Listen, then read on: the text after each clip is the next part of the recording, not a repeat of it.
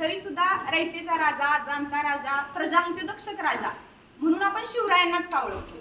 तर त्यासाठी आपल्याला शिवजन्मापूर्वीचा भारत किंवा शिवजन्मापूर्वीची पार्श्वभूमी समजून घेणं जास्त गरजेचं आहे.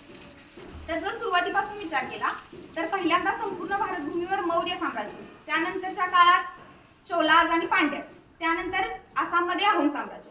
पण 13th सेंचुरी नंतर काय झालं की संपूर्ण भारतभूमीवरती मुघलांचं साम्राज्य आलं. मुघल एम्पायर हे संपूर्ण भारतातलं सगळ्यात मोठं साम्राज्य होतं.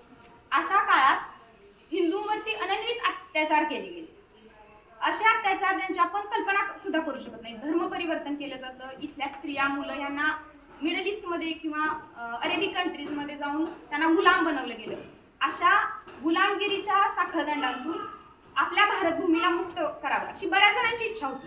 पण काय होतं की बरेचसे मराठा शूरवीर जे खूप शूर होते, महापराक्रमी होते, पण त्यांच्यात नेतृत्व गुण नसल्यामुळे ते एकतर आदिलशहा किंवा निजामशहा किंवा दिल्लीचा जो मुघल बादशाह होता यांची चाकरी करत होते.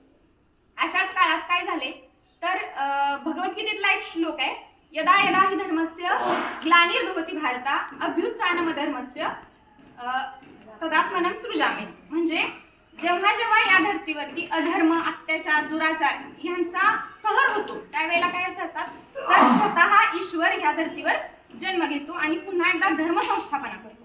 तर अशीच प्रत्येक भारतभूमीतल्या प्रत्येक हिंदूची किंवा प्रत्येक व्यक्तीची अशी इच्छा होती की असंच काहीतरी घडावं, आपल्याला एक तारणहार मिळावा. अशाच वेळेला काय झाले तर जे आदिलशाही सरदार होते शहाजीराजे भोसले हे सुद्धा ह्यांच्यात पण एक महापराक्रमी होते किंवा फक्त त्यांच्यात नेतृत्व गुण नव्हते, ते आदिलशहाची चाकरी करत होते. त्यांच्या पत्नी जिजाऊ त्यांनी स्वराज्याची संकल्पना मांडली. त्यांना आपली माय, मातृभूमी, देव, देश यांना गुलामगिरीच्या साखळदंडातून मुक्त करायची होती. त्यासाठी त्यांनी माता तुळजाभवानीला साकडे घातले आणि आई तुळजाभवानीने त्यांची हाक ऐकली आणि 19 फेब्रुवारी 1630 रोजी शिवनेरी किल्ल्यावर शिवाजी महाराजांचा जन्म झाला आणि इथूनच मराठा साम्राज्याचा पाया रचला गेला. शिवराय हे लहानपणापासून कुशाग्र बुद्धिमत्तेचे होते. त्यांनी लहानपणीच युद्धकला अवगत करून घेतली. युद्धकलेची